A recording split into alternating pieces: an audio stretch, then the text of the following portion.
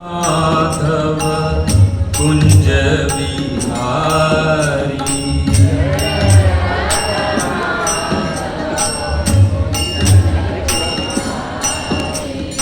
जय राधा माधव कुंज बिहारी।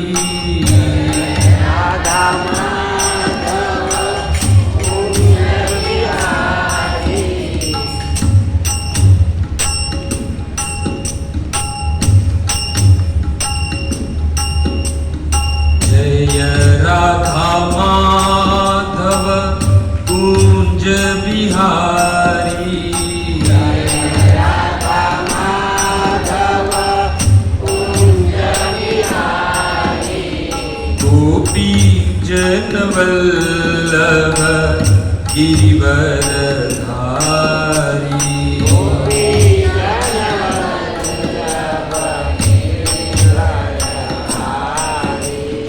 गोपी जन वल्लभ गिरिवरधारी।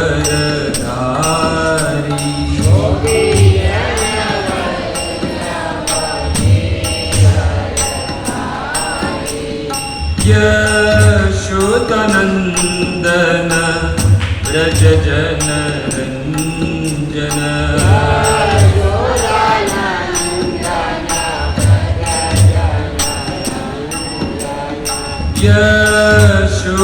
यशोदानंदन व्रज जन रंजन।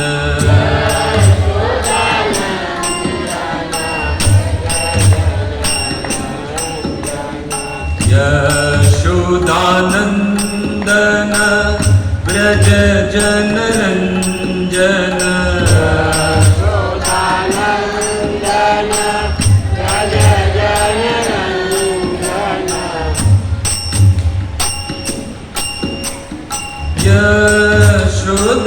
यशोदानंदन व्रज जन रंजन।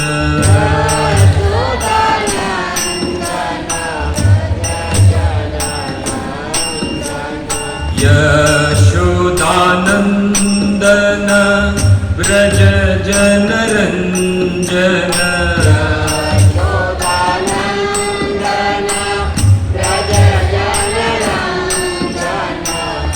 यमुना तीर वनचारी।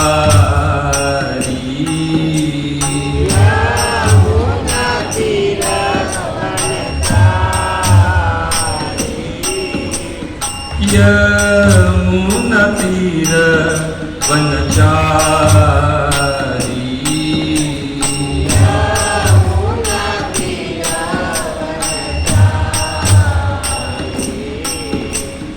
जय राधा माधव कुंज बिहारी। राधा माधव कुंज बिहारी।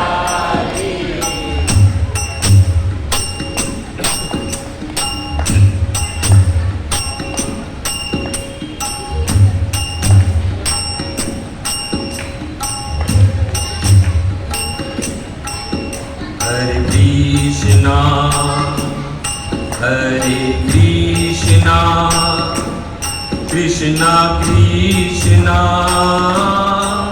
हरे हरे हरे राम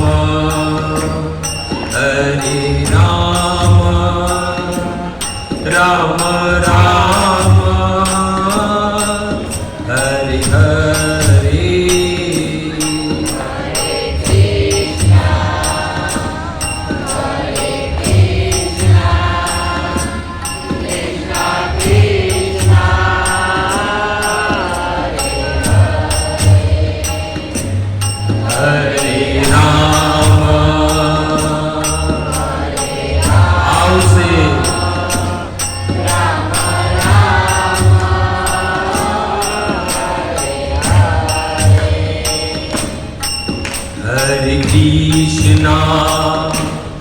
हरे कृष्णा कृष्णा कृष्णा हरे हरे हरे राम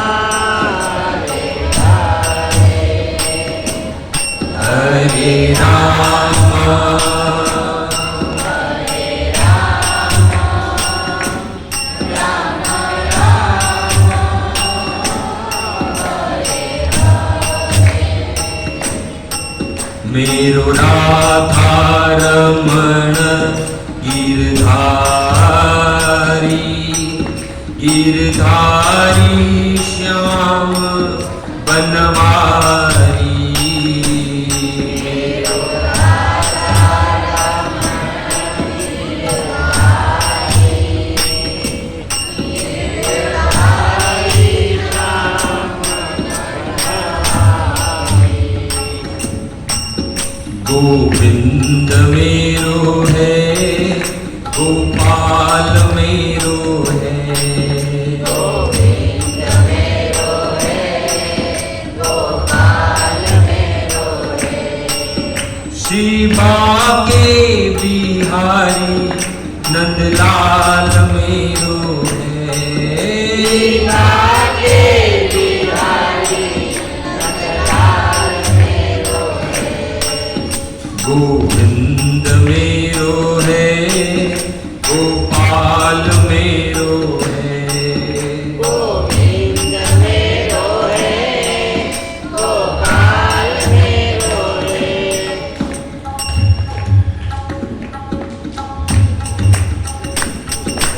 राधा माधव, राधा माधव, राधा माधव राधे।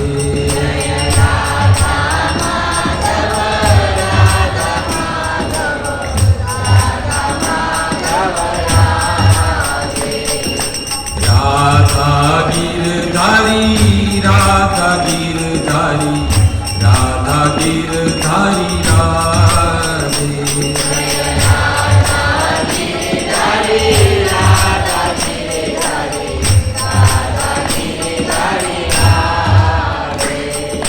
राधा गोपीनाथ, राधा गोपीनाथ, राधा गोपीनाथ राधे।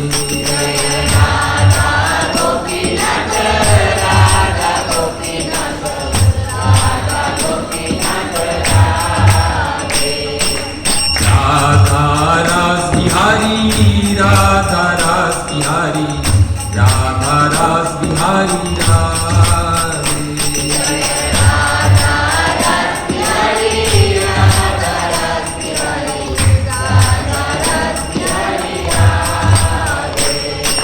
राधा गोविंद, राधा गोविंद, राधा गोविंद राधे।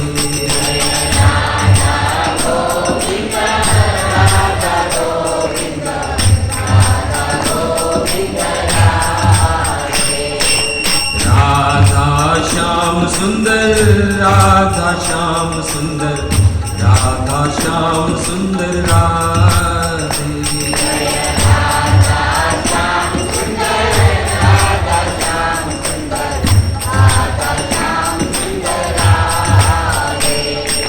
कृष्ण बलराम, कृष्ण बलराम, कृष्ण बलराम जय कृष्ण बलराम।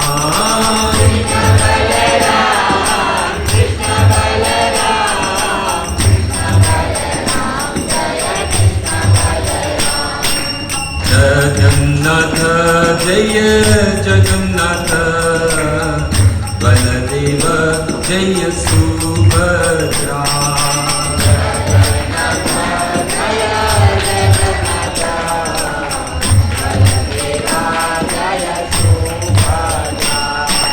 गौरनिताय जय गौरनिताय, गौरनिताय जय गौरनिताय।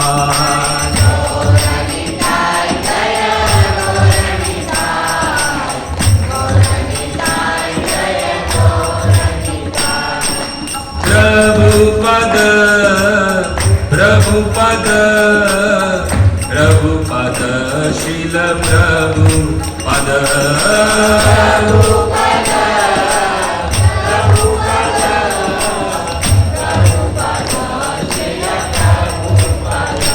जय जय प्रभुपाद, प्रभुपाद, प्रभुपाद, प्रभुपाद।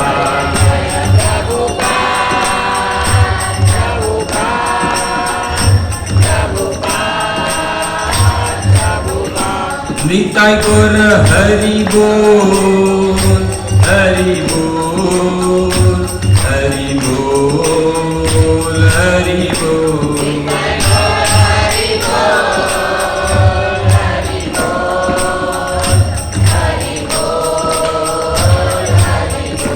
निताय गौर हरि बोल, हरि बोल, हरि बोल। बोल हरि बोल। निताय गौर हरि बोल हरि बोल। युग धर्म हरिनाम संकीर्तन की, जगत गुरु शील प्रभुपाद की, निताई गौर हरि प्रेमानंदे।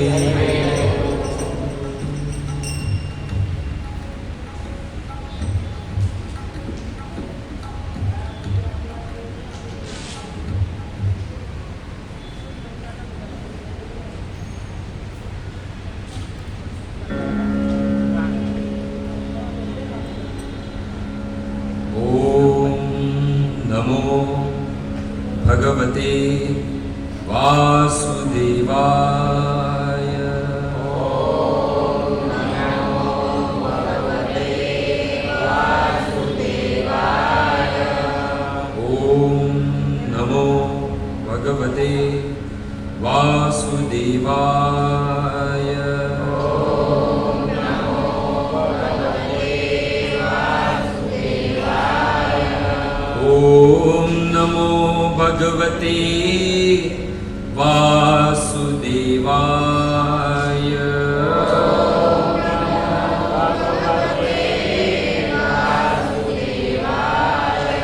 नारायणं नमस्कृत्यं नरं चैव नरोत्तमं देवीं सरस्वतीं व्यासं ततो जयमुदीरये। नष्टप्रायेषु भद्रेषु नित्यं भागवत सेवया। भगवती उत्तम श्लोके भक्तिर्भवतीर्निष्ठकी। ओम ज्ञानतिमिरानन्दस्य ज्ञानाञ्जनशलाकया चक्षुरुन्मीलितं येन तस्मै श्रीगुरुवे नमः। श्रीचैतन्यमनोभीष्टं स्थापितं येन भूतले स्वयं रूप कदा मह्यं ददाति सदान्तिकं। नमो विष्णुपादाय कृष्णप्रेष्ठाय भूतले श्रीमते भक्तिवेदान्त स्वामिनिधि नामिने। नमस्ते सारस्वते देवे गौरवाणी प्रचारिणे निर्विशेष शून्यवादी पाश्चात्यदेशतारिणे। हे कृष्ण करुणा सिंधु दीनबंधु जगत्पते गोपेश गोपिकाकांत राधाकांत नमोस्तुते। तप्त कांचन गौरांगी श्रीराधे वृंदावनेश्वरी वृषभानुसुते देवी प्रणमामि हरिप्रिये। वाञ्छाकल्पतरुभ्यश्च कृपा सिन्धुभ्यैव च पतितानां पावनेभ्यो वैष्णवेभ्यो नमो नमः। जय श्री कृष्ण चैतन्य प्रभु नित्यानंद श्री अद्वैत गदाधर शिवासादि श्री गौरभक्तवृंद। हरे कृष्णा कृष्णा कृष्णा राम राम हरे हरे। हरे कृष्णा कृष्णा कृष्णा हरे राम राम राम हरे हरे। हरे कृष्णा कृष्णा कृष्णा हरे राम राम राम हरे हरे। मेरे पीछे पीछे श्लोक दोहराना है। कृष्णाय वासुदेवाय देवकी नंदनाय च नंदगोपकुमाराय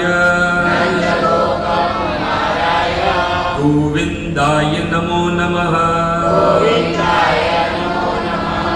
मखेश्वरी क्रियेश्वरी स्वधेश्वरी सुरेश्वरी त्रिवेदभारतीश्वरी प्रमाणशासनेश्वरी रमेश्वरी क्षमेश्वरी प्रमोदका ननेश्वरी ब्रजेश्वरी ब्रजाधिपे श्रीराधिके नमोस्तुते श्रीराधिके नमोस्तुते। जय जय राधा रमण जय जय नवल किशोर जय गोपी चित चोर प्रभु जय जय माखन चोर जय जय माखन चोर।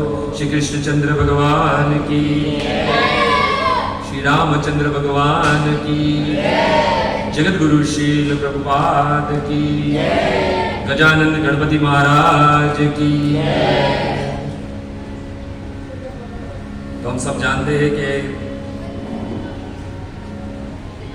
परम पवित्र पर्व चल रहा है,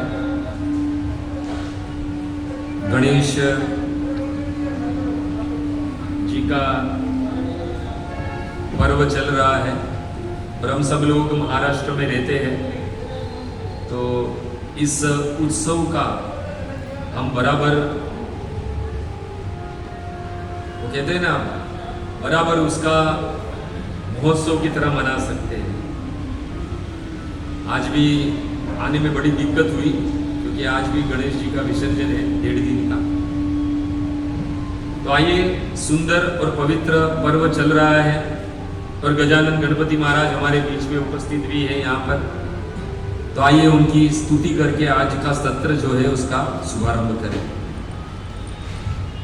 गजाननं भूतगणाधिसेवितं, बोलिए, गजाननं भूतगणाधिसेवितं कपित्थजाम्बूफलचारुभक्षणम्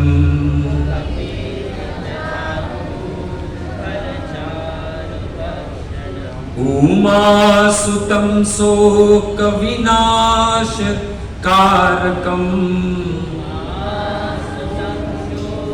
कविनाशकारकं नमामि विघ्नेश्वरपादपङ्कज।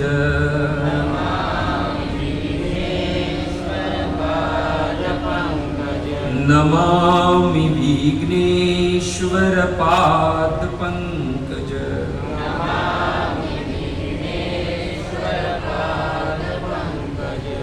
गजाननम, गज के समान मुख वाले, भूत गणादि सेवितम, यानी शिव जी के गणों के द्वारा पूजित सेवित, कपित जाम्बू फल चारु भक्षिणम, कपित और जाम्बू के फल को बड़े चाव से खाने वाले, उमा सुतम, माता पार्वती के पुत्र, शोक विनाश कारकम, शोक दुख और क्लेशों का विनाश करने वाले, नमामि विघ्नेश्वर पाद पंकजम, उस विघ्नों के नाश करने वाले विघ्नेश्वर गजानंद गणपति के चरणों में मैं प्रणाम कर रहा हूं।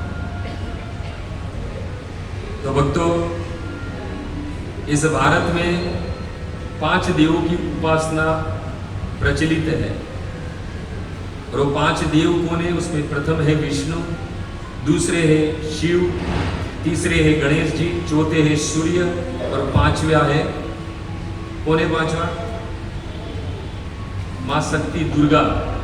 ये 5 देव जो है वो बड़े ही प्रचलित है, परंतु ये 5 देव है, परंतु भगवान कौन है? कृष्णस्तु भगवान स्वयं। तो भक्तों, ये गणेश जी कौन है?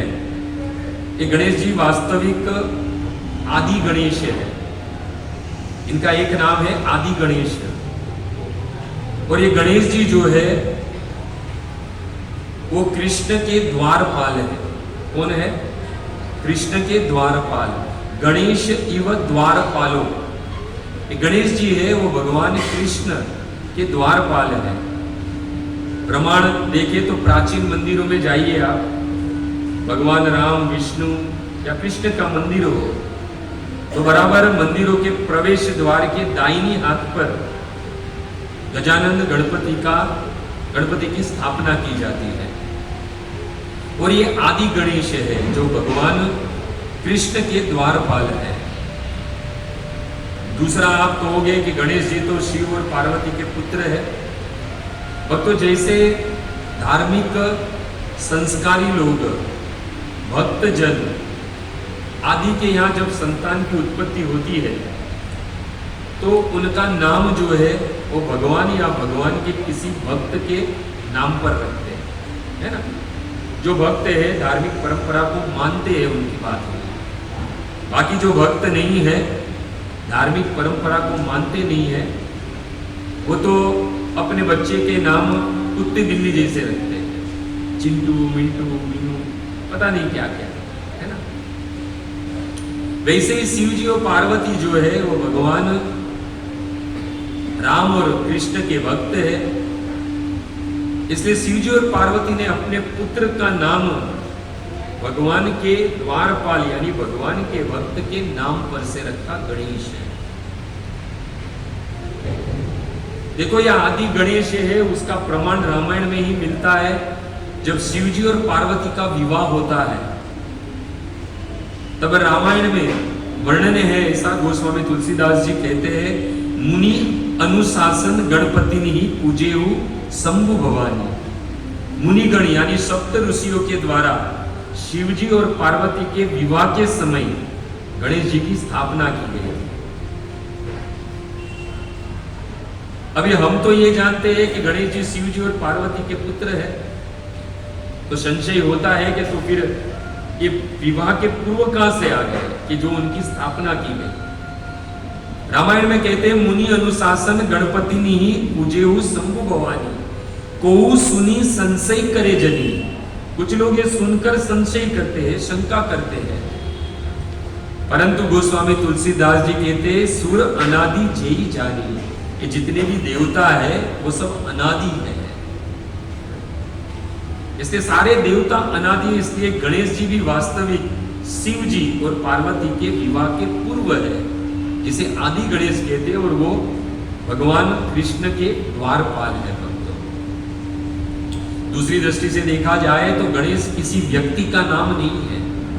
गणेश एक पोस्ट का नाम है, एक पद का नाम है। जैसे कि प्राइम मिनिस्टर एक पद का नाम है, home minister, finance minister, commissioner, ये इत्यादि सब पोस्ट का पद का नाम है। जैसे कि प्राइम मिनिस्टर की पोस्ट पर वर्तमान में माननीय नरेंद्र मोदी जी विद्यमान है, उसी प्रकार होम मिनिस्टर की पद पर अमित शाह जो है वो वर्तमान में विद्यमान है। वैसे ही गणेश एक पोस्ट का नाम है। उस गणेश के पोस्ट पर शिवजी और पार्वती के पुत्र गौरी नंदन इस वर्तमान काल में विद्यमान है। जैसे कि इंद्र भी एक पद का नाम है, पोस्ट का नाम है, किसी व्यक्ति का नाम नहीं है। प्रत्येक मनवंतर में, प्रत्येक कल्प में जो मनवंतर आते हैं उस मनवंतर में इंद्र के पोस्ट पर, पद पर बैठे हुए व्यक्ति भी बदलते रहते हैं। जैसे कि अब जो वर्तमान में जो कल्प चल रहा है वो कौन सा है? वराह श्वेत कल्प। और जो मनवंतर चल रहा है वो कौन सा है? वैवस्वत मनवंतर। और कितनावा मनवंतर चल रहा है? 14 मनवंतर है, उसमें से ये 7वां मनवंतर चल रहा है। तो इस 7वें मनवंतर के वराह श्वेत कल्प के वैवस्वत मनवंतर में जो इंद्र की पोस्ट पे अभी जो व्यक्ति विद्यमान है उसका नाम है पुरंदर। क्या नाम है उसका? पुरंदर। समझ में आ रहा है?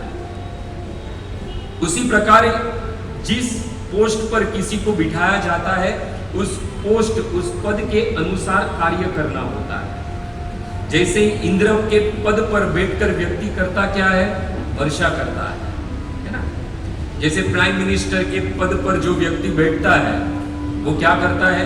देश को चलाता है, देश का नेतृत्व करता है। फाइनेंस मिनिस्टर जो रहता है वो देश की अर्थव्यवस्था चलाता है। वैसे ही प्रत्येक व्यक्ति जो पद पर बैठता है उसका कुछ न कुछ कार्य होता है। तो इस गणेश के पोस्ट पर जो व्यक्ति बैठता है उसका कार्य क्या होता है? उसके कार्य होते हैं भक्ति एवं लौकिक विघ्नों को दूर करने का। उस गणेश के पोस्ट पर जो व्यक्ति बैठता है उसका ये कार्य होता है। तो यहां पर एक प्रश्न उठ सकता है कि ये इस संसार के जितने भी देवी देवता हैं वो सभी देवी देवता जो है वो अपने पद पर बैठकर कोई ना कोई कार्य करते हैं, उनको कोई ना कोई कार्य दिया गया है। इसकी पुष्टि ब्रह्म संहिता में स्वयं ब्रह्मा जी करते हैं कि तेते प्रभाव निचया विहिताक्षयेन गोविंदमादि पुरुषम तमहम भजामि। कि विभिन्न लोगों के स्वामी को भगवान के द्वारा ही योग्य स्थान और तथा अधिकार और बल और शक्ति प्रदान की जाती है। इसलिए जितने भी देवी देवता जो पोस्ट पर है और जो कार्य करते हैं वो कार्य करने की शक्ति जो है वो भगवान कृष्ण के द्वारा दी जाती है उसे। इसकी पुष्टि स्वयं भगवान भगवद गीता में कहते हैं कि मया दक्षिण प्रकृति सुईते सचराचरम एतानु अनेन कोन्ते जगत ही परिवर्तते अहम सर्वस्व प्रभो मत सर्व प्रवर्तते। भगवान स्वयं कहते हैं कि आध्यात्मिक तथा भौतिक जगत का एकमात्र कारण मैं ही, और प्रत्येक वस्तु मुझसे ही उत्पन्न होती है। और क्लियर तो भगवान कपिल मुनि माता देवहूति से भागवत के 3 स्कंद में कह देते हैं कि हे मां मदभयाति भाति यातो यम सूर्य तप्ति मदभयात वर्षत इंद्र दयत अग्नि मृत्युश्चरति मदभयात। ये मां, ये जो सूर्य का उदय होना और अस्त होना मेरे भय के कारण होता है। ये इंद्र भी मेरे भय के द्वारा ये वर्षा करता है, ये पवन भी मेरे भय के द्वारा बहती है, और साक्षात मृत्यु भी मेरे भय से कांपती है। यानी कहने का मतलब है कि ये गणेश जी जो है या अन्य देवी देवता जो अपने पद पर विद्यमान रहते हैं और जो कार्य करते हैं उनकी शक्ति जो है वो भगवान के द्वारा उन्हें प्राप्त होती है। तो ये सारे संसार के भक्ति में आने वाले और लौकिक विघ्नों को हरने की शक्ति जो है वो गणेश जी को कहां से मिलती है? तो इसकी पुष्टि ब्रह्म संहिता में स्वयं ब्रह्मा जी करते हैं। बड़ा प्रचलित श्लोक है, जब कभी भी गणेश जी के दर्शन करो तो ये श्लोक बोलना चाहिए। कौन सा श्लोक है वो किसी को पता है? यत पाद पल्लव युगम विनिधाय कुंभ द्वंदे प्रणाम समये सगणाधिराज विघ्नान् विहन्तु मलमस्य जगत्त्रयस्य गोविंदमादि पुरुषम तमहं भजामि। स्वयं ब्रह्मा जी कहते हैं कि तीनों लोगों के समस्त विघ्नों को विनाश करने हेतु जो शक्ति है वो गणेश जी कहां से प्राप्त करते हैं? भगवान के चरण कमलों से।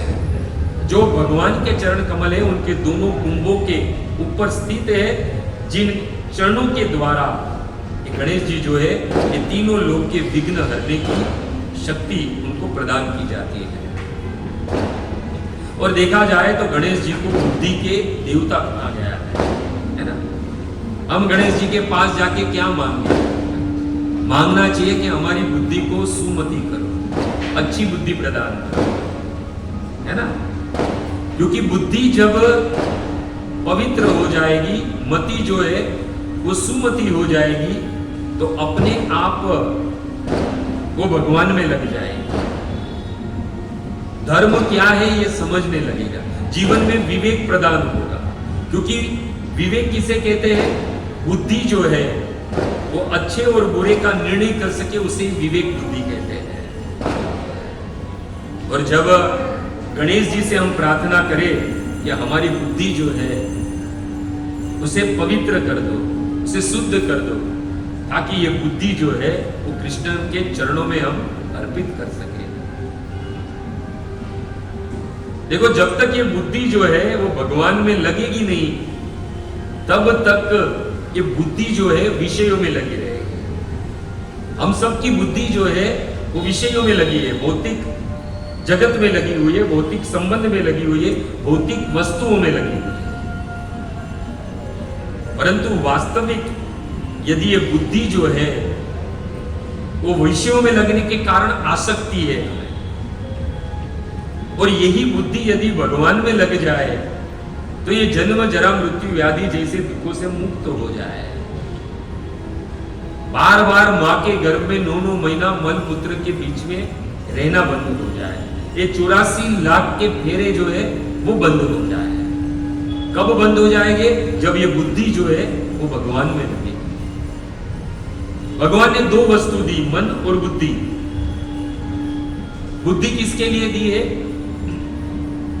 ये बुद्धि से हम इस भौतिक संबंध, भौतिक जगत उसको चलाए,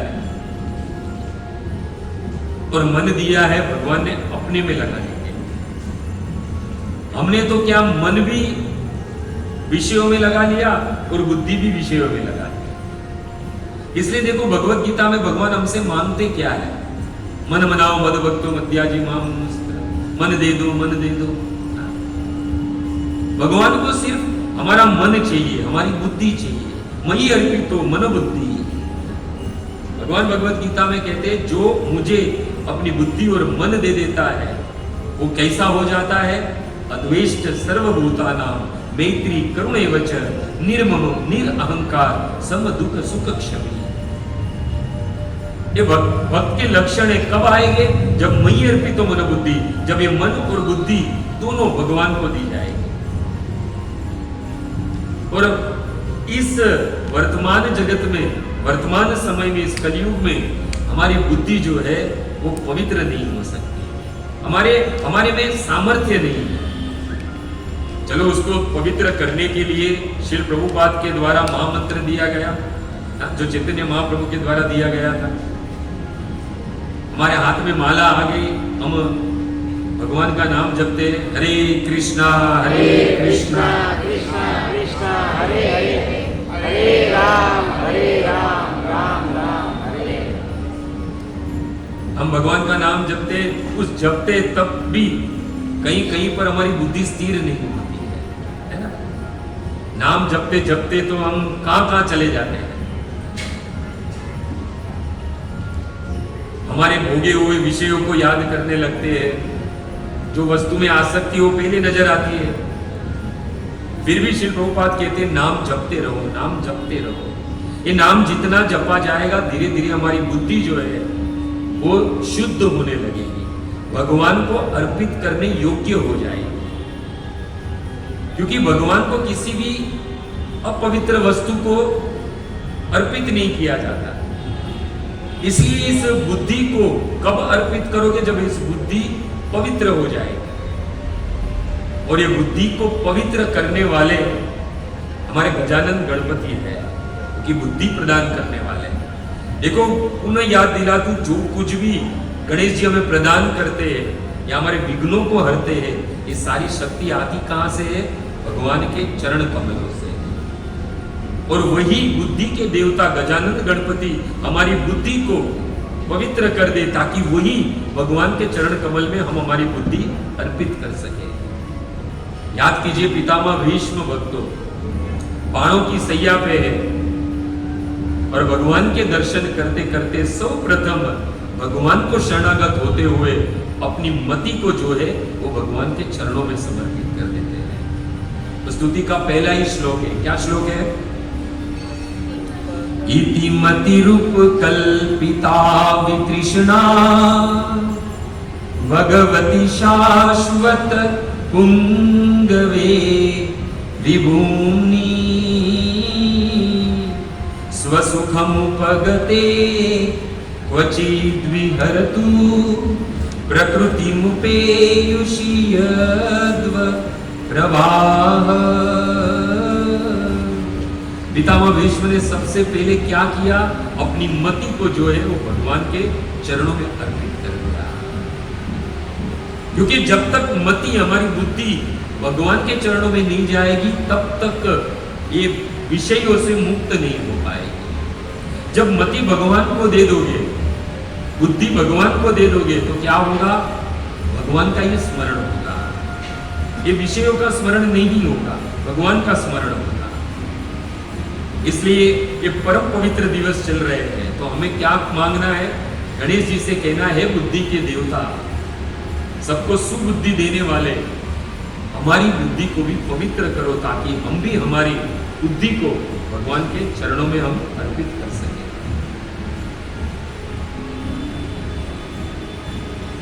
इस प्रकार हमेशा कोई समय होता है, उस समय पर यदि कार्य किया जाए तो कार्य कठिन भी नहीं होता है और पूर्ण रूप से फल भी देता है। तो गणेश जी का त्योहार चल रहा है, गणेश जी बड़े प्रसन्न है, क्योंकि सारा जग उन्हें पूज रहा है। विशेष करके इन दिनों में जब व्यक्ति प्रसन्न रहता है ना, तो कुछ भी मांग लो तो मिल जाता है। फिर थोड़ा मूड आउट रहता है तो फिर गड़बड़ हो जाती है ना। तो हमारे पास अवसर भी बड़ा अच्छा है। देखो, इस बुद्धि को कुछ लोग, चलो लौकिक भी कार्य करने हैं, भगवान के शुद्ध भक्त गणेश जी के पास ये, तो जो छोटे छोटे बच्चे हैं, जो विद्यार्थी है, कॉलेज में पढ़ रहे हैं, वो जाके मांग सकते हैं कि हमें बुद्धि दो, ताकि हम बराबर परीक्षा में पास हो जाए, है ना? ये भी मांगना चाहिए। परंतु बुद्धिमानी किसे कहते हैं? देखो, ये भी लौकिक विद्या भी जरूरी है, परंतु गौण है, सेकेंडरी है। आप बताओ, डॉक्टर, इंजीनियर, सीए, वकील इत्यादि बन जाओ, तो क्या ये कंफर्मेशन है कि आपको अगला जन्म मनुष्य का ही मिलेगा, गधा का नहीं मिलेगा, कुत्ते का नहीं मिलेगा? कोई कंफर्मेशन है? कोई कंफर्मेशन? इस संसार की लौकिक विद्या प्राप्त करके हमें ये कंफर्मेशन नहीं है कि हमारा अगला जन्म मनुष्य का ही होएगा। यमराज हमारी डिग्री नहीं देखते हैं, अच्छा भाई ये डॉक्टर है तो इसको जाओ जाके अगला जन्म मनुष्य का दो, नहीं। परंतु इस बुद्धि से, गणेश जी से बुद्धि प्राप्त कर कर यदि हमने राम और कृष्ण की भजन भक्ति करोगे, तो ये कंफर्म है कि अगला जन्म जो है वो मनुष्य का ही मिलेगा। कहोगे प्रमाण है आपके पास, तो प्रमाण है हमारी भगवत गीता पर। भगवान ने स्वयं, भगवान के वचन है, भगवान ने कहा है कि सूची नाम श्रीमंता नाम हुए योग भ्रष्ट अभिजायते। ये अर्जुन, यदि कोई मेरी भजन भक्ति करता है तो ये निश्चित है कि अगला जन्म उसे उच्च परिवार, ब्राह्मण या श्रीमंत के घर में उसे जन्म दिया जाता है। उसका अगला जन्म कंफर्म है कि वो मनुष्य बनेगा। देखो, कृष्ण भक्त बड़ो चतुर, कृष्ण का भक्त बड़ा चतुर होता है, बुद्धिमान होता है। आप देखो, पूरा परिवार, शिव जी का पूरा परिवार कृष्ण और राम का भक्त है, इसलिए कितनी बुद्धि है उन लोगों में। देखो, क्योंकि कृष्ण का जो भक्त होता है वो बुद्धिमान होता है। इस लौकिक विद्या को यदि प्राप्त कर लो, डॉक्टर, इंजीनियर, वकील बन भी जाओ, तो बताओ कितने वर्ष तक आपको याद रखा जाएगा? 10 साल, 15 साल, 20 साल, 50 साल, 75 साल, उसके बाद सब लोग भूल जाएंगे। परंतु भक्तों, यदि कृष्ण की भक्ति की होगी तो भक्तों युगों युगों तक याद किया जाएगा। आज भी यदि पूछा जाए कि मारवाड़ किसका है, अनेकों राणा महाराणा ने वहां पर राज्य किया, परंतु आज भी पूछा जाए कि मारवाड़ किसका है, तो एक स्वर में निकलेगा मीरा का। कोई डिग्री नहीं ली थी मीरा ने। आज भी पूछा जाए कि जूनागढ़ किसका है, अनेकों राजा राजा रजवाड़े वहां पर राज्य करके चले गए, पर आज भी पूछा जाए कि जूनागढ़ किसका है, तो एक स्वर में निकलेगा नरसी का है, नरसी का है।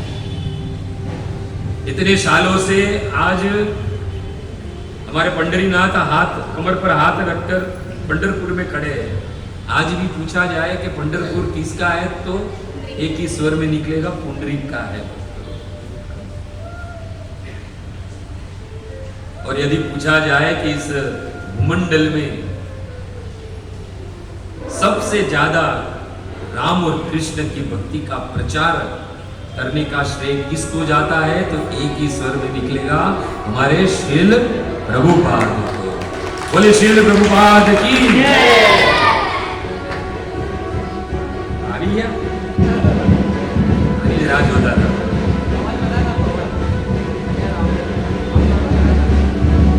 ध्यान यहाँ रखोगे तो वहां नहीं जाएगा, चिंता मत। कहने का मतलब है भक्तों के हमें गणेश जी से क्या मांगना है, ऐसी बुद्धि दो कि बुद्धि विषयों में ना लगे, भौतिक संबंधों में ना लगे, भौतिक वस्तुओं में ना लगे। ये बुद्धि एक और एक मात्र कृष्ण में लगे, कृष्ण के चरणों में लगे। इसलिए भक्तों, इस्कॉन की संस्था जो है वो बड़ी आसानी से हम हमारी मति को शुद्ध कर सकते हैं। और देखो, कृष्ण के मंदिर में भी यदि हम जाते हैं, राम के मंदिर में भी जाते हैं, तो सबसे पहले द्वार पर गणेश जी ही रहते हैं, है ना। हमारे बिरा रोड के मंदिर में भी गणेश जी है ना। हमारे गोपीनाथ जी के मंदिर में भी जाइए, एंट्री करते हैं वैसे ही गणेश जी है। हम नमन करके जाते हैं, जैसा हमको प्रणाम करते हैं हमारी बुद्धि जो है वो पवित्र कर देते हैं। तो कुछ समय जब तक हम मंदिर में रहते हैं तब तक तो बराबर हम भगवान का नाम लेते हैं। ऐसा लगता है कि यहाँ ये स्थान छोड़ के ही नहीं जाए। बताओ, जितनी सिनेमा हॉल में आनंद नहीं मिलता उससे कई गुना आनंद हमें मंदिर में मिलता है। क्यों? क्योंकि द्वार पे खड़े गणेश जी जो है हमारी बुद्धि जो है वो स्थिर कर देते हैं, पवित्र कर देते हैं। और जैसे बुद्धि पवित्र हो जाती है तो अपने आप भगवान में लग जाती है। इसलिए सहज जब हम मंदिर में रहते हैं तो क्या होता है, मंदिर में हमें ऐसा ही लगता है कि बस नाम जपे, भगवान को देखते रहे। अगर कुछ लोग वहां जाकर भी यदि भगवान को नहीं देखते हैं तो वो तो अभागे हैं, या फिर दिखावा करने के लिए वो लोग मंदिर में जाते हैं। वो तो गणेश जी की साक्षात कृपा से वंचित हो जाते हैं। गणेश जी तो अपना काम कर लेते हैं। जैसे डॉक्टर कहता है कि भाई बुखार आया है तो 3 टाइम दवा ले लेना, डॉक्टर ने अपना काम कर लिया है। परंतु हम वो 3 टाइम दवा लेते हैं कि नहीं लेते हमारा पर है। यदि नहीं लेंगे तो रोग दूर नहीं होगा। वैसे गणेश जी जैसे हम भगवान के मंदिर में प्रवेश करते हैं, हमारी मति, हमारी बुद्धि जो है वो पवित्र कर देते हैं ताकि भगवान में लग जाए। पर कुछ लोग होते हैं मंदिर में भगवान के दर्शन करने नहीं आते, आजू बाजू वाले की साड़ी देखते हैं, आजू बाजू वाले का पर्स देखते हैं। कुछ लोग रहते वो कहते हैं कि भगवान के दर्शन करते करते कब निकल जाते पता नहीं चलता है। बाद में मंदिर में ही बात करते हैं कि कल कौन सी होटल में खाना खाया, कल कौन सा पिक्चर देखा। अब तो वेब सीरीज का जमाना है। और कुछ लोग तो मंदिर में भी मोबाइल लेके बैठे रहते हैं, फेसबुक। और ज्यादातर अब तो देखा जाए तो मंदिर में गया है वो दिखाना चाहता है दुनिया को, इसलिए रील बनाता है, फेसबुक पर अपलोड करता है ना। कुछ लोग वृंदावन जाते हैं, कुछ लोग मंदिर में दर्शन करने जाते हैं, अपने लिए नहीं जाते, रील बनाने जाते हैं, फोटो अपलोड करने जाते हैं। तो वास्तविक ये भक्ति नहीं है। भक्ति ये दर्शन का काम है, प्रदर्शन का काम नहीं है।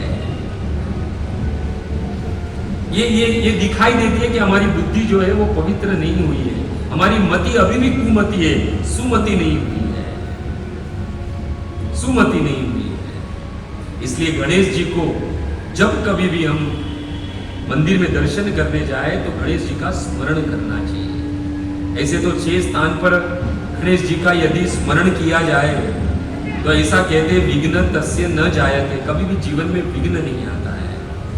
विद्या आरंभे विवाहे च प्रवेशे निर्गमे संग्रामे संकटे च एव विघ्न तस्य न जायते। जीवन में 6 स्थान पर यदि भगवान का, गणेश जी का 12 नामों का यदि स्मरण किया जाए, वो 12 नाम है सुमुख च, एकदंत च, कपिलो गजकर्ण, लंबोदरश्च विकटो, विघ्ननाशो विनायक, धूम्रकेतु गणाध्यक्षो, बालचंद्रो गजानन।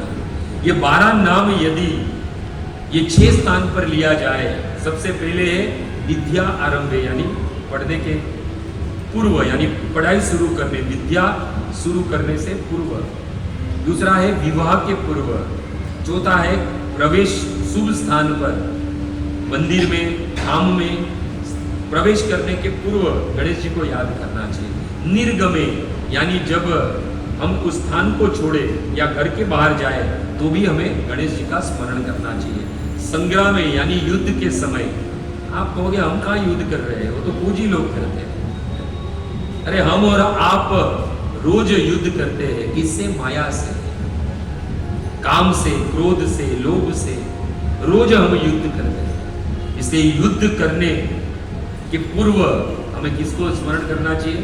गणेश जी का स्मरण करना चाहिए। और संकटे, जीवन में जब कभी भी संकट आए तो विघ्न तस्य न जायते, गणेश जी का स्मरण करने से हमारे जीवन में विघ्न नहीं आते हैं। आप देखो वृंदावन कौन कौन गया है? वहां पे किसी ने गणेश जी के दर्शन किए हैं? किसने गणेश जी के दर्शन किए वहां पर वृंदावन में? हाँ, क्या नाम है गणेश जी का वृंदावन में? जैसे शिव जी के वहां पर अनेकों मंदिर है अलग अलग, जैसे वृंदावन में गोपेश्वर महादेव है, वैसे वृंदावन में द्वापर के समय से ही, कृष्ण के समय से ही एक गणपति का मंदिर है, बड़ा प्राचीन है, जिसे मोटा गणेश कहते हैं। और वो है कहां पर? वो है वृंदावन में, अपने बांके बिहारी का मंदिर है, वहां पर पास में अटखंबा स्थित है, एक वहां पर अटखंबा करके एक स्थान है, वहां पर ये मंदिर स्थित है। अब कभी जाओ तो दर्शन करने जाना जरूर, क्योंकि ऐसा कहते हैं कि वृंदावन में प्रवेश करने के बाद यदि इस गणेश के दर्शन नहीं करते हैं तो हमें वृंदावन में कितने नित्यवास नहीं मिलता है। आते जाते रहो, यदि कोई नित्यवास वृंदावन का चाहता है तो उसे गणेश जी की, मोटे गणेश जी की कृपा बहुत जरूरी है। और ये द्वापर के, कृष्ण के समय के गणपति है, प्राचीन गणपति है। आपने बहुत सारे गणपति के दर्शन किए होंगे, परंतु ये गणपति थोड़े विशेष है। ऐसे तो गणपति के आपने देखोगे हाथ हमेशा वर प्रदान करता है ना, ऐसे ही ज्यादातर देखे, परंतु ये मंदिर में मोटा गणेश जिस मुद्रा में है, उनके दोनों हाथ अपनी जंघा पे है। कहां पर है? ऐसे दोनों हाथ जंघा पे है। मानो वो हमें ये कह रहे हैं कि मैं ये वृंदावन छोड़ के कभी भी नहीं जाऊं, ऐसा मानो हमें कह रहे हैं। और वास्तविक गणेश जी है, वो वृंदावन छोड़ के जाना ही नहीं चाहते हैं, क्योंकि नित्य वहां पर राधा और कृष्ण की लीला उन्हें देखने को मिलती है, उनका आनंद की अनुभूति होती है। और जिनने भगवान राधा और कृष्ण की लीला देख ली, वो कभी वृंदावन छोड़ के नहीं जाता है। हम लोग तो जाते हैं वृंदावन, और वृंदावन किसके लिए जाते हैं? मैंने कहा ना, रील बनाने ही जाते हैं, फोटो अपलोड करने ही जाते हैं। देखो देखो, आज मैं बांके बिहारी में खड़ा हूं, आज मैं इस्कॉन टेम्पल में खड़ा हूं। हम जाते हैं हमारे कल्याण के लिए, परंतु हम क्या करते? प्रदर्शन कर दिया है। और वहां जाकर भी करते क्या हो बताओ? पिज्जा, पास्ता, चाइनीज, यही सब खाते हैं, है ना? और कुछ खाते? तो ये जो वृंदावन के मोटे गणेश के दर्शन करेंगे ना, तो हमारी बुद्धि है ना, वो थोड़ी मति जो है सुमति हो जाएगी। उनका जो संकल्प है, जो दोनों हाथ जंघा पर रखकर कि मैं वृंदावन छोड़ के कभी भी नहीं जाऊंगा, ऐसे भाव हमें भी आएंगे। बताइए, हमें भी वृंदावन के प्रति आसक्ति होगी। अब तो क्या है, खाली कार्तिक पूर्ति आसक्ति है या फिर कोई यात्रा निकले तो। परंतु देखो हमारे जीवन कृष्ण प्रभु गए ना वृंदावन में राधाष्टमी में, तो सबका भाग्य नहीं होता है। हमारे जैसे पापी देखो ऐसे भी यहां बैठे हैं, परंतु वहां पर गणेश जी से हमें प्रार्थना करनी चाहिए। ब्रज में गणेश जी की लीला भी है कृष्ण के साथ में। जब भक्तों हम सब जानते हैं कि कृष्ण की प्राप्ति नंद और यशोदा को बड़े वर्षों के बाद हुई। भागवत में ऐसा वर्णन मिलता है कि माता यशोदा जो है 80 साल की थी तब उन्हें ये कृष्ण की प्राप्ति हुई है। और कौन मां होगी जो अपने बच्चे को चलता हुआ नहीं देखना चाहे? अब कृष्ण को चलते हुए देखना चाहते कि जल्दी मेरा लाला जो है वो अपने पैरों पे चलने लगे। इसके लिए मैया यशोदा ने ये मनोरथ पूर्ण हो जाए, कृष्ण को चलते हुए देखे अपने पैरों पर। इसके लिए गणपति की सवामनी लगाई कि यदि मेरा लल्ला अपने पैरों पे चलेगा तो मैं सवामनी लड्डू चढ़ाऊंगा। और एक दिन की बात, यशोदा ने देखा कि उसका लल्ला अपने पैरों पे चलते हुए जा रहा है, तो बड़ी आनंदित हो गई। कोई भी माँ अपने बच्चे को जब पहली बार चलते हुए देखती है तो बड़ा आनंद होता है उसको। बड़ा आनंद हुआ यशोदा को, और जैसे देखा अपने लल्ला को अपने पैरों पे चलते हुए, तुरंत ही गणेश जी की मनोती का स्मरण हुआ। सुबह में ब्रह्म मुहूर्त में उठकर लड्डू बनाए और बाद में कृष्ण से कहा कि चलो मेरे साथ में। कृष्ण ने कहा कहाँ जाना है? तो कहा कि गणेश जी के मंदिर जाना है, तुम अपने पैरों पे चलो। उसकी मैंने मनोती ली और तुम आज अपने पैरों पे चल रहे हो, पूरी करनी है। लड्डू का थाल लेकर लल्ला और माता दोनों यशोदा जो है वो गणेश जी के मंदिर चले।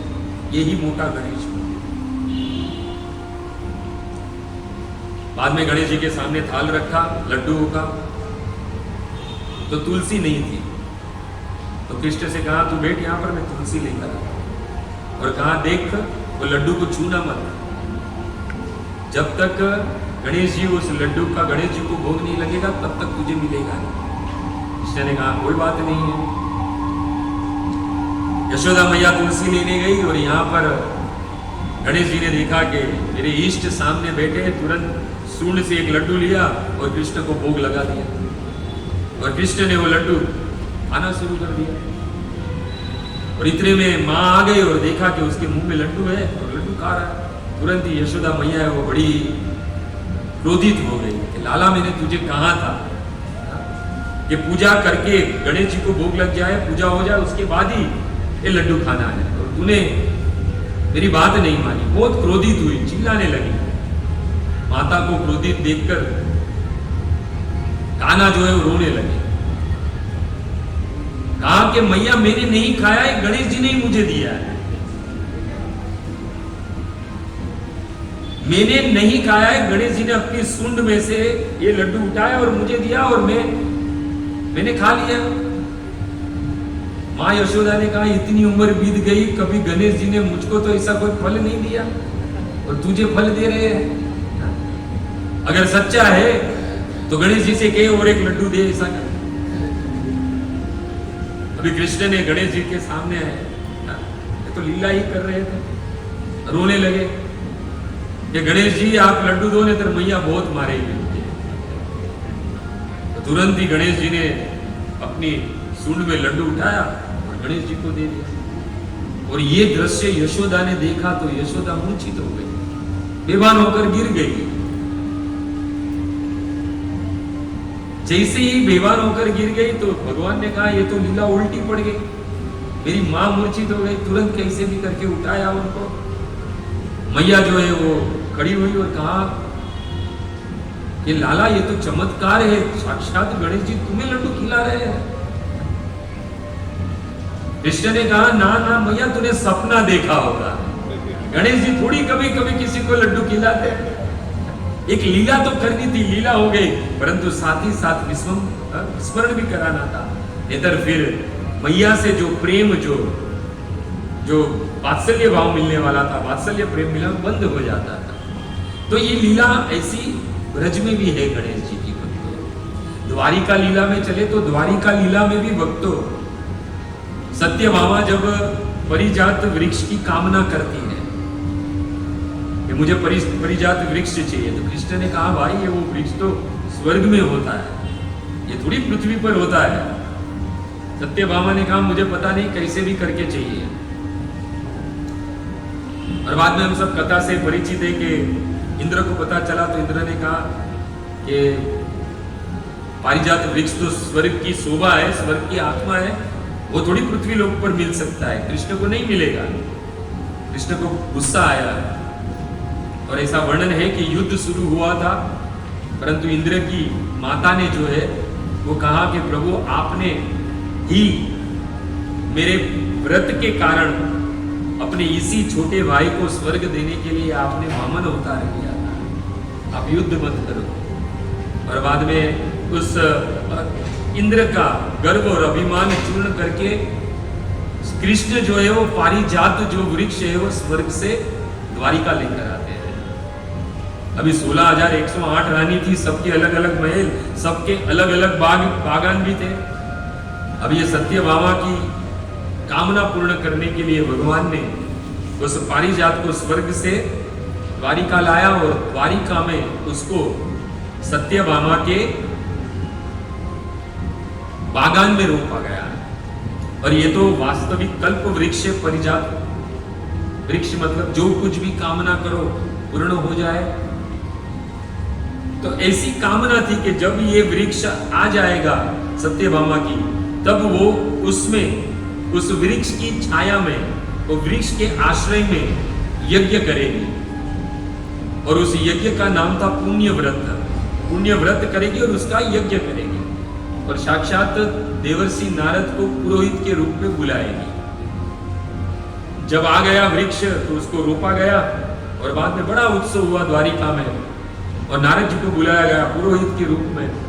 और नारद जी आए और नारद जी ने वही पुण्य व्रत जो है जो सत्यभामा के द्वारा रखा गया था, उस यज्ञ का आरंभ, शुभारंभ उस परिजात वृक्ष के छाया में करना शुरू किया। ऐसा वर्णन है भक्तों कि उस वक्त सत्यभामा को भी नारद जी ने कहा कि तुम्हारा ये व्रत निर्विघ्न पूर्ण हो, इसके लिए तुम्हें गणेश जी की पूजा करनी होगी, उनका स्मरण करना होगा। तो स्वयं नारद मुनि के द्वारा गणेश जी की पूजा की गई। इसलिए गणेश जी को मानना है।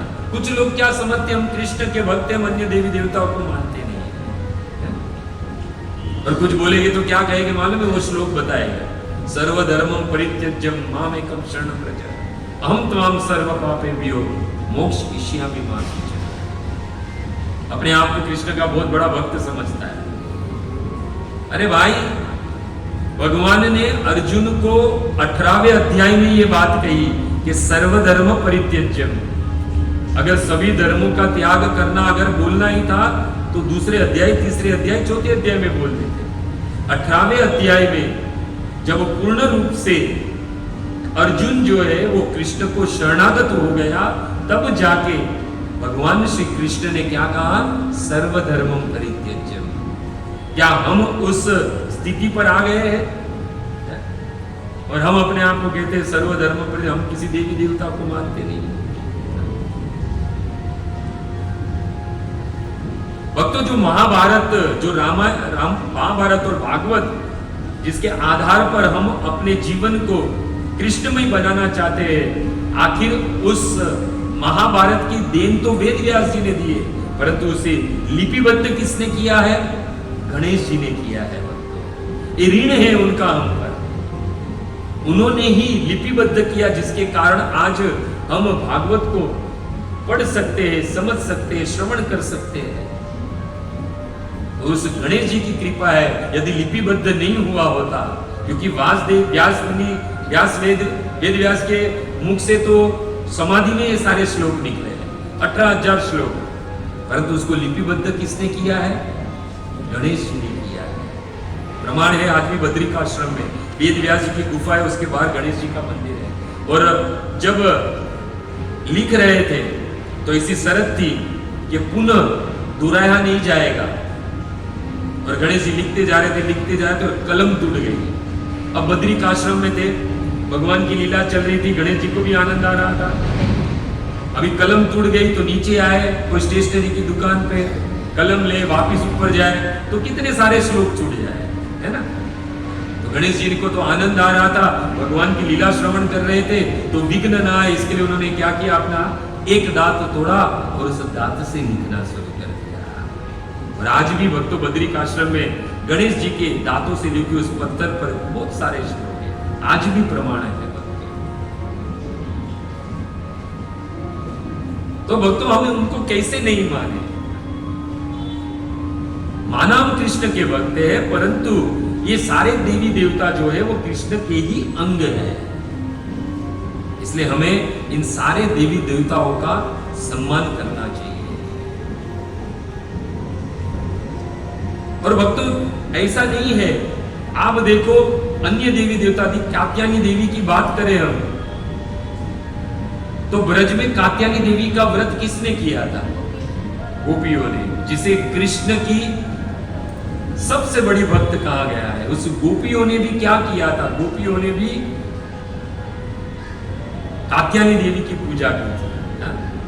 हाँ, पूजा करो अन्य देवी देवता की, कोई प्रॉब्लम नहीं है, परंतु उद्देश्य क्या होना चाहिए? राम और कृष्ण को प्राप्त करना, भगवत भक्ति, भगवत प्रेम और भगवत को ही प्राप्त करने की कामना होनी चाहिए। रामायण में चले तो हम सब जानते हैं कि जब सीता का स्वयंवर हुआ कि जो इस शिव जी के पिनाक को तोड़ेगा वही सीता जी से पानी ग्रहण करेगा। बड़े बड़े योद्धा उस स्वयंवर में आए, पर कोई भी उस धनुष को उठा नहीं पाया। और भक्तों अंत में गुरु विश्वामित्र की आज्ञा प्राप्त करके प्रभु श्री राम जो है वो उस धनुष को भंग करने के लिए उस सभा में खड़े हुए। और जब उस धनुष की ओर जा रहे थे और पूर्व में ही एक दिन पहले ही सीता और राम उस जनकपुरी की पुष्प वाटिका में मिल चुके थे, मनी मन सीता जी ने उन्हें पति के रूप में प्राप्त करने की कामना भी हुई थी और मनी मन उनको पति के रूप में मान भी लिया था। और जब किसी से टूटा नहीं और प्रभु श्री राम खड़े हुए और जब वो धनुष की ओर बढ़े, तो भक्तों ऐसा वर्णन है कि मां सीता ने उस वक्त किनको याद किया? नहीं, मां सीता ने उस वक्त गणेश जी को याद किया। रामायण प्रमाण है, गणेश जी को याद किया। गणनायक वरदायक देवा, आज लगे किन्हीं तुझ सेवा। हे गणनायक, तुम वर देने वाले देवता हो और मैंने आज ही के दिन के लिए मैंने इतने सालों से तुम्हारी पूजा की थी। हे गणनायक, हे वरदायक, मैंने आज के दिन के लिए ही तुम्हारी इतने वर्षों से सेवा की थी, पूजा की थी, इसलिए मुझे आज मेरे सेवा का फल चाहिए। और फल क्या मांगा कि प्रभु श्री राम जो है वो पति के रूप में प्राप्त हो जाए। बार बार विनती सुनी मोरी, करहु चाप गुरुता अति थोरी। गोस्वामी तुलसीदास जी कहते हैं मनी मन सीता ने किसको याद किया? गणेश जी को याद किया और गणेश जी से कहा, विनती की हाथ जोड़कर मनी मन कि हे गणेश जी, मैंने इतने वर्षों से आपकी सेवा की, पूजा की, आप उस सेवा का फल दो कि इस धनुष के भार को हल्का कर दो, ताकि राम उस धनुष को उठा सके और मुझे पति के रूप में प्राप्त हो जाए। कहने का तात्पर्य यही है कि हमें गणेश जी की पूजा करनी है, सेवा करनी है, परंतु उद्देश्य क्या होना चाहिए? राम और कृष्ण की प्राप्ति होनी चाहिए। इस भौतिक जगत की वस्तु संबंध, इस भौतिक जगत की प्राप्ति नहीं चाहिए। गणेश जी की सेवा करें तो बुद्धिमान यही है, उनसे मांगे भगवत प्रेम, भगवत सेवा मांगे। आप देखो, हम जब गणेश जी महाराष्ट्र में आ रहे हैं तो ऐसे यहाँ जितने भी लोग हैं वो सब लोग को आरती तो आती ही होगी। हम तो बचपन से ही गाते आ रहे हैं। कौन सी आरती गाते हैं हम लोग ये गणपति में? सुख हरता, तो है ना, सब लोग गाते हैं। परंतु जब पूरी आरती हो जाती है उसके बाद एक श्लोक पढ़ा जाता है। कौन सा? कायेन वाचा मनसा, है ना? ये श्लोक कहां से लिया गया है, किसी को पता है? हाँ, भागवतम से। कौन से कैंटो से है? भक्तों, स्वयंभू मनु के पुत्र हुए प्रियव्रत के हुए अग्निग्रह के पुत्र हुए नाभि, और नाभि के पुत्र हुए ऋषभदेव, और ऋषभदेव के 100 पुत्र हुए। ज्येष्ठ पुत्र का नाम भरत था। विष्णु, भगवान विष्णु का परम भक्त था। ऐसी भक्ति की कि इस भारतवर्ष का पहले नाम अजनाब वर्ष था। ऐसा राज्य किया कि इस अजनाब वर्ष का नाम उनके नाम से भारतवर्ष पड़ा। ये भारतवर्ष जो है भरत के नाम पे से पड़ा है भारतवर्ष पर। 9 पुत्र 9 द्वीपों के स्वामी हुए, 81 कर्मकांडी ब्राह्मण हुए, और 9 जो है वो योगेश्वर हुए। कवि हरि अंतरिक्ष पिपत पिपलायन आविर होत द्रुमिल चमस करभाजन। ये 9 योगेश्वर हुए। और एक दिन स्वच्छंद गति से घूमते घूमते जनकपुरी में राजा निमि के यहाँ आए, और निमि के यहाँ यज्ञ चल रहा था। जब 9 योगेश्वर को देखा तो निमि महाराज बड़े प्रसन्न हुए और 9 को बैठने के लिए आसन दिया और सबसे एक एक प्रश्न किया। उसमें से जो कवि थे 9 योगेश्वर में से, उनको पूछा कि वास्तविक सनातन धर्म क्या है, वास्तविक मनुष्य जीवन मिलने के बाद धर्म क्या है मनुष्य का।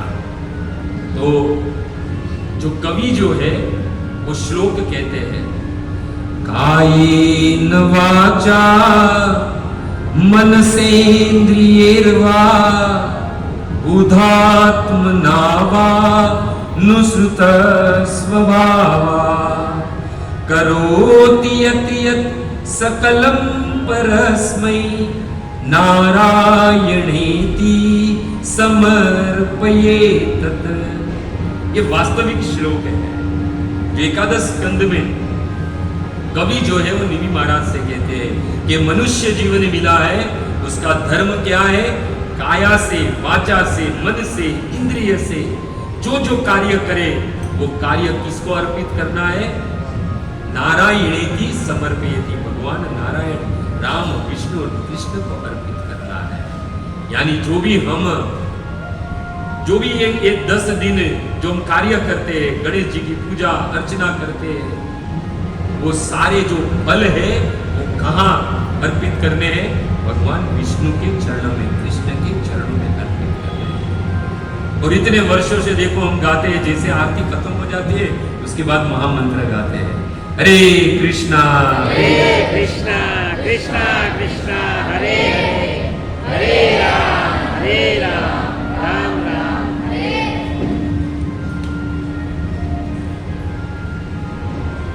तो वास्तविक देखा जाए तो गणेश जी की पूजा करने का फल क्या है? राम और कृष्ण से प्रेम हो जाए, भक्ति मिल जाए, और भक्ति करते करते अंत में भगवत धाम मिल जाए। ये गणेश जी है ना, शिव जी के पुत्र है, परंतु कैलाश में नहीं रहते हैं। वो कहाँ रहते हैं? जहां नरसिंह भगवान रहते हैं वहां रहते हैं। गणेश जी जो है वो नरसिंह भगवान के उपासक है। उनके जो आराध्य जो है वो किनकी उपासना करते हैं? नरसिंह देव की उपासना करते हैं गणेश जी जो है। इसलिए ये 10 दिन हमारे लिए बड़े ही परम पवित्र दिवस है। ये 10 दिन जो गणपति है बड़े मूड में है, जो मांगोगे वो मिल जाएगा। अब हमारे पे है कि हमें जगत को मांगना है या जगत के नाथ को मांगना है, ये हमारे पे है। तो 10 दिन है, जो मांगना है मांग लेना, मिल जाएगा। एक कथा के बाद विश्राम करेंगे। ज्यादातर हम सब लोग जानते हैं कि पार्वती जो है गंगा में स्नान करने गई, अपने शरीर पर चंदन केसर इत्यादि का लेप लगाकर, और बाद में सारा लेप है वो निकाला और बाद में उससे एक छोटा सा बालक का विग्रह बनाया और बाद में भगवान कृष्ण का नाम लेते लेते स्मरण करते करते उसे गंगा में बहा दिया। और कुछ क्षण के बाद साक्षात माँ गंगा जो है उस पुत्र को, जो मिट्टी का जो बना था, उसको जीवंत के रूप में हाथ में लेकर आती है और बाद में कहती है, हे पार्वती, तुम्हारे द्वारा जो बनाया गया है, तुमने भगवान कृष्ण का स्मरण किया, इसलिए इसमें भगवान कृष्ण ही विद्यमान होकर ये सजीव हो गया है और ये आपका ही बालक है। जब माँ गंगा के द्वारा पार्वती को वो बालक दिया गया, जैसे उस बालक को हाथ में लिया, पार्वती के स्तनों से दूध छूने लगा और पार्वती ने उन्हें स्तनपान करवाया उस बालक का। तब से वो बालक है वो पार्वती के पुत्र के नाम से विख्यात हुआ। उस बालक का नाम सर्वप्रथम पड़ा गांगेय, क्योंकि गंगा के द्वारा प्रदत्त था, इसके लिए उस पुत्र का नाम पहले पड़ा गांगेय। बाद में धीरे धीरे वो पुत्र बड़ा हुआ और एक दिन की बात कि शिव जी जो है वो समाधि में से आए और पार्वती स्नान करने गई थी, अपने पुत्र को द्वार पर रखा था, किसी को प्रवेश मत करने देना। और शिव जी को कभी देखा नहीं था, शिव जी ने अपने पुत्र को नहीं देखा था और पुत्र ने पिता को नहीं देखा था। शिव जी ने अंदर जाने के लिए प्रार्थना की, माना नहीं। शिव जी क्रोधित हुए, उसका गला काट दिया। ये कथा से हम सब परिचित हैं। बाद में क्या हुआ? हाँ, क्या हुआ?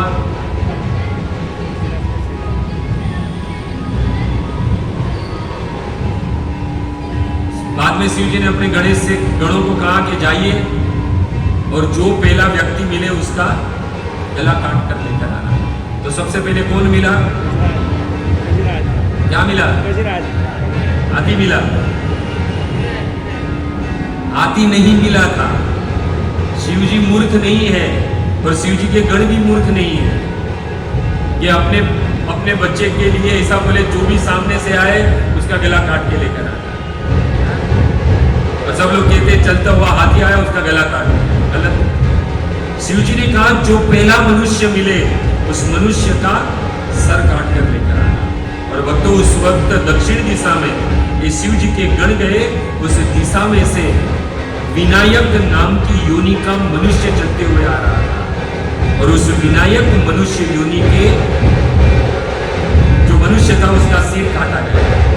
भक्तों, विनायक योनि के जितने भी मनुष्य हैं उनके वो मनुष्य के शीश जो रहते हैं वो हाथी के रहते हैं, बाकी सारा शरीर मनुष्य का ही रहता है। जैसे भागवत में कहा गया है कि 84 लाख की योनि है, उसमें से मनुष्य कितने प्रकार के हैं?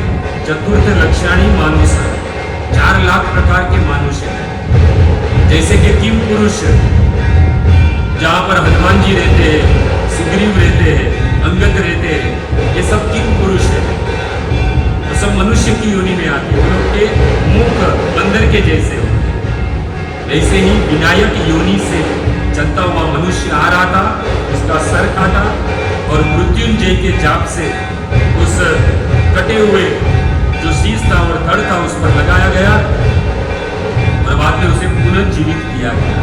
भक्तों, जिस दिन गणेश जी का शीश कटा और उनको विनायक योनि के मनुष्य का शीश धारण करवाया और मृत्युंजय के जाप से पुनर्जीवित किया गया, वो तिथि थी भाद्रव मास की शुक्ल पक्ष की चतुर्थी। भक्तों, इसलिए उनका आविर्भाव दिवस भी कहा जाता है, प्राकट्य दिवस। ऐसे देखा तो माघ मास में चतुर्थी आती है, उसमें वास्तविक गणेश जी का जन्म हुआ है। परंतु वास्तविक ये भी एक मान्यता है कल्प के अनुसार कि ये भी गणेश जी का प्राकट्य दिन माना जाता है। तो भक्तों, बड़े परम पवित्र दिवस चल रहे हैं। गणेश जी का जो विनायक योनि से आया था उसका शीश जो है लाल कलर का था, इसलिए जब कभी भी गणेश जी लाल रूप में हो वो बड़े ही फलदायक होते हैं। इसके लिए जो लोग घर पर गणेश जी लाते हैं वो गणेश जी लाल कलर के लाए हैं या फिर सफेद कलर के। यदि नहीं लाते हैं तो कोई बात नहीं, पर उनकी पूजा जब करो तब लाल वस्त्र पहन के करो। उनको दुर्वा चढ़ी जाती है और दुर्वा का रंग कौन सा है? हरा। इसके लिए उनकी पूजा के समय हरा कपड़ा भी पहना जा सकता है।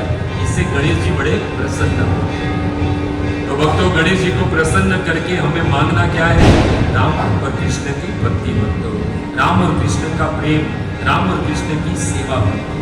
तो बुद्धिमान वही है जो ये परम पवित्र दिवस चल रहे हैं, उसमें गणेश जी से यही प्रार्थना करें करबद्ध होकर कि जैसे आप राम और कृष्ण की सेवा करते हैं, उनको प्रसन्न करते हैं, उनके दिए हुए आदेश से, उनके दिए हुए बल से, उनके दी हुई शक्ति से ये तीनों लोक के विघ्नों को हरते हैं, वैसे हमारी एक कुबुद्धि को हरकर हमें भी सुबुद्धि प्रदान कीजिए ताकि हम भी राम और कृष्ण की भजन भक्ति कर सके और शीघ्र अति शीघ्र हम भगवत धाम को प्राप्त कर सके। हरे कृष्णा हरे कृष्णा कृष्णा कृष्णा हरे हरे राम राम राम।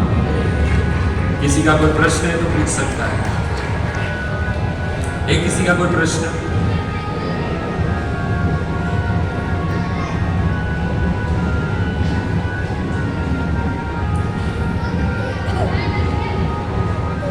किसी का कोई प्रश्न नहीं है? हाँ, महागणेश कौन है? महागणेश कौन है? अभी महाराष्ट्र में तो लाल बाग के राजा है, बहुत भीड़ है। देखो, गणेश जो है वो महागणेश इसके लिए कहते हैं क्योंकि शिव के जितने भी गण हैं उनके ईश है, इसलिए उनका एक नाम गणेश भी है और दूसरा महागणेश यानी वो सभी गणों में प्रमुख है, इसके लिए भी उनको महागणेश कहा जाता है ना? गणों में प्रमुख है इसलिए। और माइक नहीं बोलो, आगे जाओ, लगे हमारे ना माइक रहेगा नहीं है।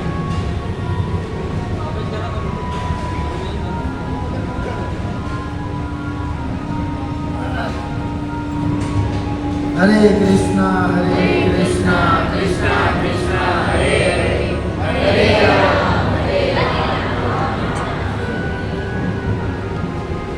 बहुत ही सुंदर तरीके से प्रभु जी ने हमें गणपति, एक्चुअली गणपति क्या है उसके बारे में बहुत ही सुंदर तरीके से हमें समझाया। तो सर्वप्रथम हम उनका धन्यवाद करेंगे महामंत्र के साथ। हरे कृष्णा कृष्णा कृष्णा हरे राम राम राम हरे। तो बहुत ही डिटेल में हमको आज जानने को मिला कि एक्चुअल में गणपति जी है क्या। तो इसी तरह से सुंदर सुंदर एग्जाम्पल देकर हमें प्रभु जी ने आज समझाया है। और जब भी प्रभु जी कहाँ पर भी कथा करने जाते हैं तो शास्त्रों का आधार लेकर बहुत ही डिटेल में समझाते हैं। जैसे भी आज हमने सुना कि गणपति की महिमा, शिव जी की महिमा, तुलसी की महिमा, तो बहुत सारे इस तरह के बहुत सारे उनके लेक्चर्स होते हैं जो पूरी डिटेल में हमको जानने मिलते हैं। वैसे ही आने वाले जो गणपति के 10 दिन खत्म होते हैं उसके बाद श्राद्ध पक्ष चालू होता है ना। पूनम से लेकर श्राद्ध का पक्ष हो 15 दिन का होता है, 16 दिन का। तो वही श्राद्ध पक्ष में प्रभु जी ने चारकोप में एक कथा का आयोजन किया है जो कंटिन्यू 16 के 16 दिन कथा हो। वैसे तो भागवत कथा होती तो 7 दिन में हम पूर्ण आहुति दे देते हैं, पर ये 16 दिन की कथा है। और उससे 16 दिन में हमने शीर्षक जो रखा है वो है भीष्म स्तुति। जब आज हमने सुना कि जब भीष्म पितामह अपने देह त्याग कर रहे थे तो भगवान की स्तुति की थी। तो 11 श्लोकों में भगवान की स्तुति की है भीष्म पितामह। अब वो 11 श्लोकों में भगवान की स्तुति करते समय किस तरह से उस स्तुति में क्या क्या कहा गया है उसकी हर एक चीज़ को डिटेल में जानने के लिए प्रभु जी ने इस 16 दिन की कथा में ये शीर्षक रखा है। तो आप सभी लोगों से निवेदन है अभी हम आप सभी को पैम्पलेट देंगे, वहाँ का एड्रेस, वहाँ पर किस तरह की सेवाएं हैं, तो वो सारा डिटेल उस पैम्पलेट में हमने दिया है। पर पर्सनली प्रभु जी का कहना है कि आप सभी लोगों को निवेदन है कि उस 16 दिन में आप वहाँ पर आइए, कथा का आनंद लीजिए और जो सेवाएं हैं उस कथा के माध्यम से वो भी कीजिए। जैसे कि ये जो पर्व है वो हमारे पितृ लोगों का है। बहुत बार हम देखते हैं कि हमें सुनाया जाता है कि हमको पितृदोष लगता है, पितृदोष लगता है, पितृ नड़ रहे, तो वो सही बात है। कहीं कहीं हम कहीं चूक जाते हैं पितृ की सेवा करने में। तो ये एक बहुत ही सुंदर पर्व है। उन 16 दिनों में किसी भी प्रकार का कोई, जैसे कि विवाह है या एंगेजमेंट है या सगाई, ऐसा कोई शुद्ध कार्य नहीं होता। तो वो 16 दिन शास्त्रों के प्रमाण से सिर्फ पितरों की सेवा करने के लिए आयोजित किया जाता है। और उन पितरों के दिनों में अगर हम पितरों को याद नहीं करते, फिर क्या होता है कि हमारे घर में किसी न किसी प्रकार के विघ्न आते हैं, बीमारी आ जाती है, कहीं ना कहीं हमें लॉस हो जाता है, क्योंकि हम पितरों की ठीक तरह से तर्पण विधि नहीं करते। तो उन 16 दिनों में ऐसा अरेंजमेंट किया है कि वो जो 16 दिन का जो महायज्ञ है, वो महायज्ञ में ब्राह्मणों के द्वारा हमारे पितरों का तर्पण किया जाएगा। उन 16 दिनों में 108 पोथियों का यज्ञ है, 108 पोथी वहाँ पर लगाई जाएगी। तो उन 108 पोथी में जब किसी भी यजमान का पितरों का तिथि आता है, तो उस दिन ब्राह्मणों को वस्त्रदान दिए जाएंगे, ब्राह्मणों को अन्नदान दिया जाएगा। अन्नदान मतलब जो हम सीधा बोलते हैं ना, वो अन्नदान दिया जाएगा। और हाथी के द्वारा आपके पितरों का तर्पण विधि किया जाएगा। और ये जितने भी ब्राह्मण हैं वो हमारे कर्मकांडी ब्राह्मण नहीं है, जो हमारे इस्कॉन में जो दीक्षित ब्राह्मण होते हैं उनके द्वारा किया जाएगा, ताकि वो एकदम शुद्धतापूर्वक हो सके। उससे हमारे पितृ ज़्यादा उच्च गति को प्राप्त हो। तो हम सभी से आप लोगों से निवेदन है कि ये जो 16 दिन में हम पितरों का जो ये आयोजन किया गया है, उसमें आपका सहयोग रहेगा, यही हम आशा करते हैं। और उसके बाद किसी भी भक्त को पोथी का यजमान बनना है, तो उसमें 2 प्रकार की पोथियाँ हम लोगों ने रखी हैं। एक होता है मुखिया यजमान, तो मुखिया यजमान के लिए वहाँ पर राशि रखी गई है 1,08,000 रुपये। और दूसरा है जो सिर्फ पोथी रखते हैं, तो उसमें 108 पोथी में जिसको भी पोथी रखनी है उसका मात्र और मात्र 11,000 रखा है। ये राशि 11,000 इसके लिए रखी है कि हम सभी लोग अपने पितरों की उच्च गति के लिए उसमें सहभागी बन सकें। जैसे नॉर्मली हम घर पर ब्राह्मण भोजन के लिए ब्राह्मण को बुलाते हैं, अगर 4 ब्राह्मण भी आते हैं तो हमारा दिन का खर्चा हो जाता है 4 से 5,000 रुपये। ब्राह्मण को दक्षिणा देना, वस्त्रदान देना, ब्राह्मण को सीधा देना, तो ये तो हमारा 16 दिन का कार्यक्रम है। और वही 16 दिनों में 800 से 1000 जो हमारे भक्त हैं वो उपस्थित होंगे और उन सभी को महाप्रसाद का भी आयोजन किया गया। तो 16 दिन हमारे भक्त लोग वहाँ पर प्रसाद मिलेंगे, ब्राह्मण लोग भी भोजन करेंगे। तो ये 11,000 बहुत ही, उसके लिए बहुत कम राशि रखी है, पर सभी लोगों का हित देखते हुए हम लोगों ने ये डिसाइड किया है कि राशि भले कम हो तो सभी लोगों को ये मौका मिलना चाहिए। तो ये बहुत ही सुंदर पर्व है और बहुत ही अच्छा मौका है हमारे पितरों का उच्च गति में स्थलांतर करने के लिए। तो आप सभी से निवेदन है कि इस समय आपका योगदान रखें। हमारे जैसे हमारे जीवन कृष्ण प्रभु है, नीलमणि प्रभु है, वो सारे वहाँ पर उपस्थित होंगे ही। और आप सभी लोगों से भी निवेदन है कि आप सब लोग भी कथा सुनने के लिए भी आए और हमारे पितरों के